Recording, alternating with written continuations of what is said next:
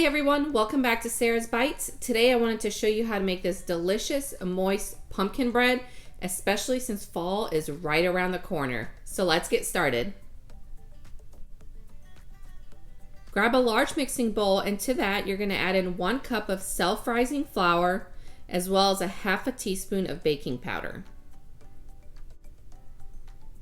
Next we'll add in a half a teaspoon of cinnamon, a 1/4 teaspoon of ground nutmeg, and a half a teaspoon of pumpkin spice. Stir or whisk everything together just to combine those dry ingredients well, and then set that to the side. Now grab another large mixing bowl, and to this one we're going to add in 1 cup of granulated sugar, half a cup of vegetable oil, and 2 eggs that you left out at room temperature. Use your whisk. You can use a mixer as well, but I just went ahead and used the whisk to mix everything together for a good at least a minute. You do want to make sure all 3 of those ingredients are combined very well. If you guys are enjoying this recipe video, please give me a thumbs up below and consider subscribing to my channel if you haven't already. Next up, we'll add half a 15-ounce can of pumpkin puree, whatever brand that you like. If you want to make 2 loaves of pumpkin bread, go ahead and use the whole can, but I don't recommend putting a whole can and making just 1 pumpkin loaf, or it will be very strong and way too much pumpkin going on.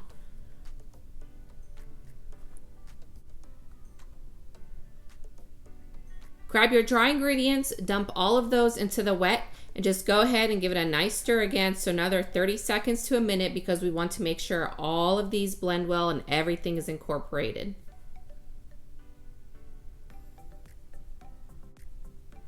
I would love to know what your favorite fall desserts are, so let me know in the comments below. My personal favorites are pumpkin loaf and caramel apple pie, so it doesn't even have to be pumpkin flavored. Just let me know what your favorite is. So just be sure to scrape down the sides of that bowl at least once with a spatula, and then go ahead and grab your loaf cake pan. So what I did was just pour a little bit of the vegetable oil in there, spread that around to prevent sticking, and then you're going to grab a piece of parchment paper, a longer piece, and you're going to stick that inside the loaf pan so that it's easy to pull out later.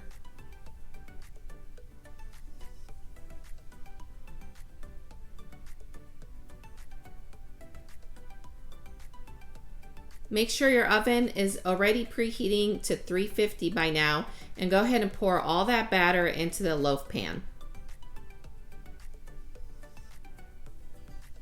You can use your spatula just to spread it around a little bit so it does come out more of an even loaf, and you can even give it a nice couple taps onto your countertop.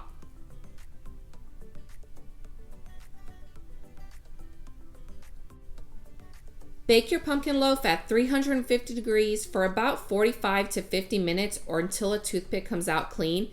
And I do like to use that parchment paper almost as a handle to sort of pull out the bread out of the loaf pan and set it onto a cooling rack so that there is some sort of airflow under the bread. I like to let my pumpkin bread rest for at least 20 to 30 minutes so it does cool off completely, and then just go ahead and slice it. You can do a bunch of slices at once and wrap them up in cling wrap, or what I like to just do is a couple at a time, and then as I eat the pumpkin loaf, I go ahead and slice more.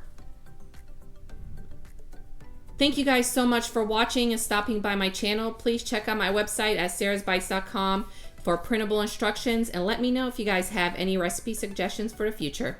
Bye.